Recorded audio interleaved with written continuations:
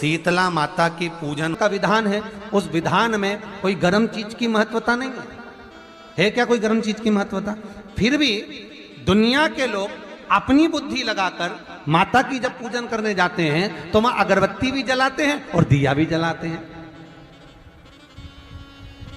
अब एक तरफ तो तुम माता को ठंडा पानी का भोग लगा रही हो, एक तरफ तो ठंडा भोजन चढ़ा रही हो, एक तरफ तो ठंडे का प्रयास कर रही हो, और ऊपर से माता को तुम दिया लगाकर अगरबत्ती लगाकर तुम माता को सम्मुख में गर्म तत्व को प्रदान कर रही हो। और फिर आकर कहती हो कि मेरा बच्चा क्यों बीमार पड़ता है, मेरे पति को आगे बार बार ये कष्ट क्यों आता है, घर में लोग चिड़चिड़े क्यों हो जाते हैं, घर में लोग क्लेश क्यों करते हैं, आखिर कारण क्या है? तो कारण तो तुम खुद हो कि जो चीज लिखी है वो ना करते हुए दुनिया जो कर रही है तुम वो करना चाहते हो। तुम भगवान की पूजन उस विधान से नहीं करना चाहते जो विधान शास्त्रों में।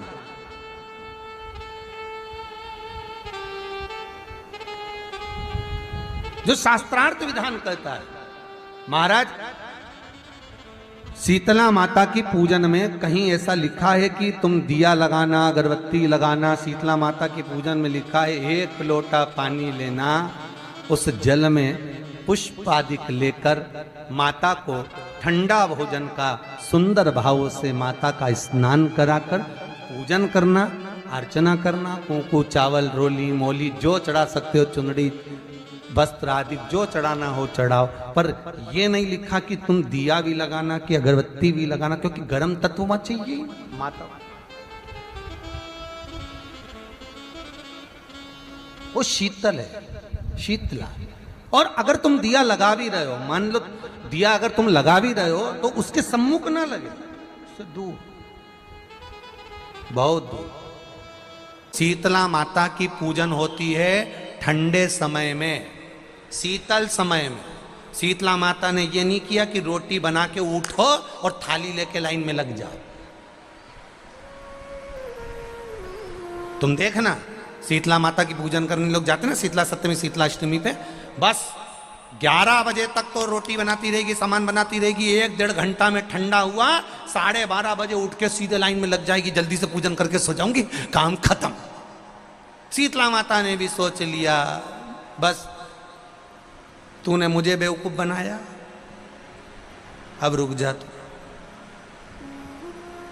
11 बजे तक भोजन बनाया, 10 बजे तक भोजन बनाया, 1 बजे रात को लाइन में लग गई पूजन करने के लिए। 1 बजे रात को न जाने किसने पहला दी कि 1 बजे रात को लग जाओ लाइन में, सुबह तक पूजन करके अपने घर आ जाओ, फिर आराम से आके सो जाओ।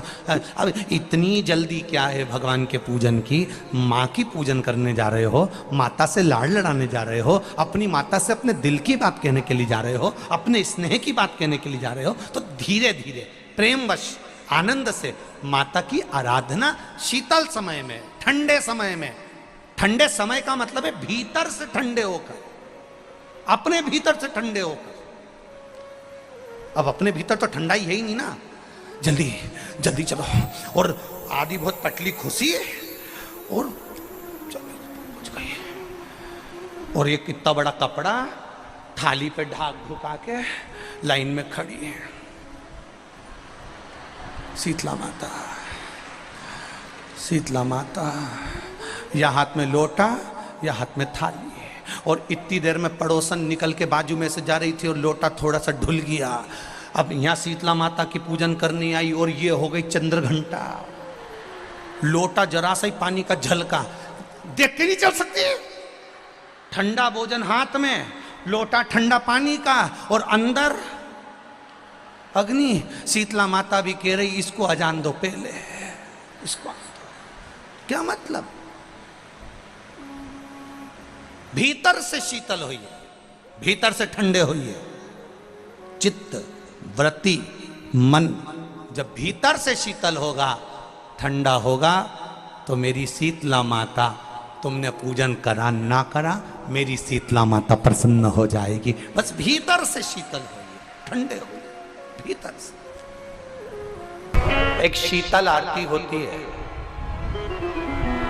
मेरी जीजियों बड़े सावधानी से सुनिएगा। एक शीतल आरती होती है। कभी अगर तुम्हारे जीवन में अगर कभी तुमको ऐसा लगे कि रोग बड़ा भारी हो चुका है और बहुत भारी रोग मुझे घेरता जा रहा है, या डॉक्टर को दिखाने जा रहे हो और तुम्हें ऐसा लग रहा है कि डॉक्टर कोई बड़ी बीमारी बताएगा, तो उस समय पर शीतल आरती का प्रयोग करें। एक पुष्प हाथ की हथेली में रख लीजिए, एक पुष्प हाथ की हथेली में रख लीजिए, और यहां तक शास्त्र कहता है अगर हो सके तो आंकड़े का अगर पुष्प मिल जाए, तुम्हारे यहाँ क्या बोलते हैं उसको, मंदार का फूल, आंकड़े का फूल, अकौए का फूल, जो शंकर भगवान पे चढ़ता है, छोटा सा होता है, घुंघरू जैसा होता है वो, उसको तुम्हारे यहाँ क्या बोलते हैं हरियाणा में? आंख का ही पुष्प बोलते हैं। आंख का पुष्प मिल जाए तो ज्यादा अच्छा है। अब उसमें चाहे सफेद हो, चाहे नीला हो, चाहे गुलाबी हो, जैसा भी हो, हाथ में रखने के बाद हाथ में एक लोटा जल, भगवान शंकर के शिवालय में जब आप प्रवेश करें, और प्रवेश करते समय भगवान के सम्मुख में जब भगवान शंकर के साक्षी में जब पहुंचे, आपके सामने पूजन में कोई भी सामग्री नहीं है, आपके पास में न दिया है, न बाती है, न गर्भवती है, न चंदन है, न कपूर है, न कोई सामग्री है, केवल एक आंख का पुष्प और एक लोटा जल आपके पास में है। शिवालय में पहुंचकर शीतल आरती का प्रयोग करो। 11 बार भगवान शंकर के 11 रुद्रों का स्मरण कर कर जब 11 बार शंकर के शिवलिंग के ऊपर से नीचे तक वो कलश को जब घुमाया जाता है, और घुमाने के बाद वो आग का जो पुष्प है वो अशोक सुंदरी वाली जगह पर समर्पित कर कर भगवान शंकर को जो जल चढ़ाया जाता है, जो जल समर्पित किया जाता है, डॉक्टर भले तुमसे कह रहा हो कि तुम्हें बड़ी बीमारी के चांस हैं, आप जाकर एक बार चेक कराना, तुम्हें वो बड़ी बीमारी निकलेगी ही नहीं, उस रोग से तुम मुक्त हो। इसको शीतल आरती का प्रयोग किया गया। ये शीतल आरती, इसको शीतल आरती कहा, शिव की प्राप्ति का, एक रोग से मुक्त होने का। अब आपसे कोई कहे कि ये शीतल आरती का प्रयोग सबसे पहले किसने करा, तो आपको ध्यान लगाना है इस प्रयोग को। सोमनाथ जी की कथा का स्मरण करिएगा, सोमेश्वर की कथा का स्मरण करिएगा। भूमि पर गिरा, और भूमि पर गिरने के कारण उससे एक वृक्ष उत्पन्न हुआ जो नीम का वृक्ष कहलाता है, नेवाड़ी का वृक्ष कहलाता है। इसलिए साउथ में, दक्षिण में नीम के वृक्ष को स्वयं देवी का प्रतिबिंब माना जाता है। नीम के वृक्ष को स्वयं माता का प्रागट्य उत्सव माना जाता है। नीम के वृक्ष को स्वयं देवी का भाव वर्णित किया जाता है। और बहुत सुंदर बात है महाराज जी, जिसके शरीर में माता निकल गई हो, दाने दाने पड़ गए हो पूरे शरीर में, बुखार भी बहुत तेज आ रहा हो, और पूरे शरीर में माता जी निकल गई हो, एक लोटा पानी जिसके शरीर में माता जी निकली है उसके पास में रख दो, और वो पानी उठाकर नीम के पेड़ में उस व्यक्ति के ऊपर से 7 बार उतार के नीम के पेड़ में डाल दो। 3 दिन के अंदर उसकी माता जो शरीर में निकली हुई है, दाने दाने पड़े हुए हैं, जो बुखार बहुत तेज आ रहा है, उसमें धीरे धीरे आराम मिलना प्रारंभ हो जाता है। यहां तक शास्त्र कहता है कि किसी व्यक्ति को अचानक बहुत तेज बीमार आ गया, बहुत तेज बुखार आ गया, या एकदम,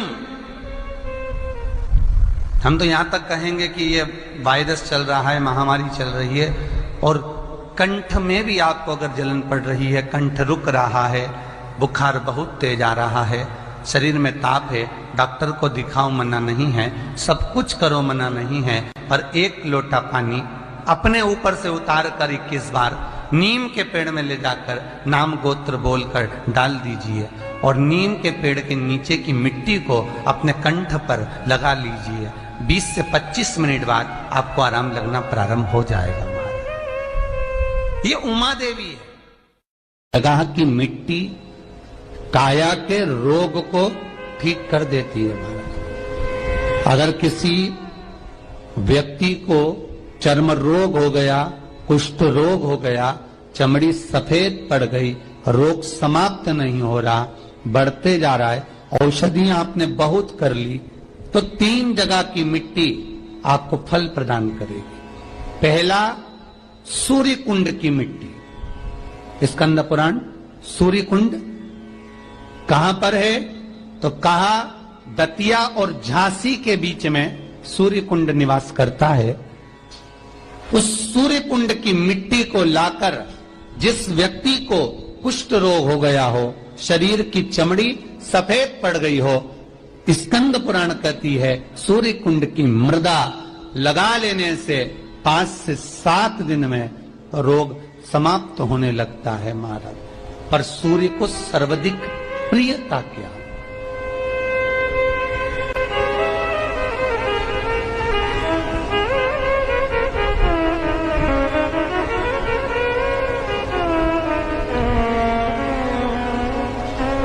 सर्वाधिक प्रियता सूर्य को क्या?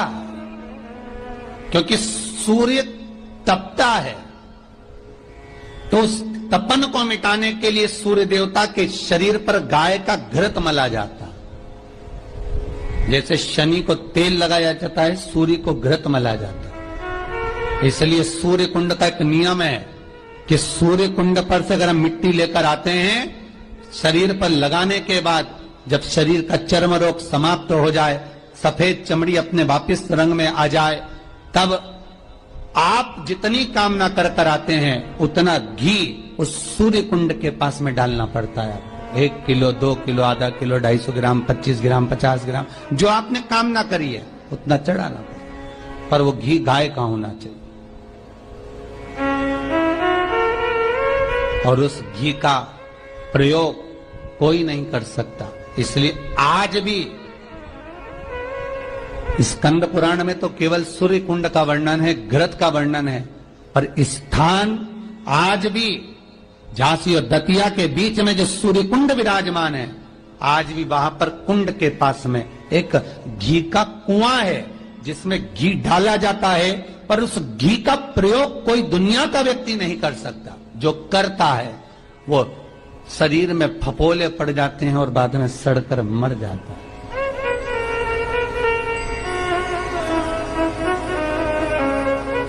घृत है, पर गंध नहीं, घृत है। 3 जगह की मृदा जीव को सुख का अनुभव कराती है। पहला सूर्य कुंड महाराज, दूसरा वर्णन करा है जिस स्थान पर गौ माता को बांधा गया हो और गाय अपने बछड़े को, बछिया को जन्म देती हो, उस स्थान पर उसकी मिट्टी, उसकी मृदा, उस जगह की रज, जब मकान का मुहूर्त होता है, दुकान खोली जाती है, दुकान बनाई जाती है, दुकान में कोई अग्नि का प्रवेश हो, उससे पहले जहां पर गाय ने अपने बछड़े को जन्म दिया हो, बच्चे को जन्म दिया हो, उस स्थान की मिट्टी उस भूमि पर लेपन कर दी जाए तो जिंदगी में कभी संपदा की कमी नहीं हो सकती महाराज। ये दूसरी मृदा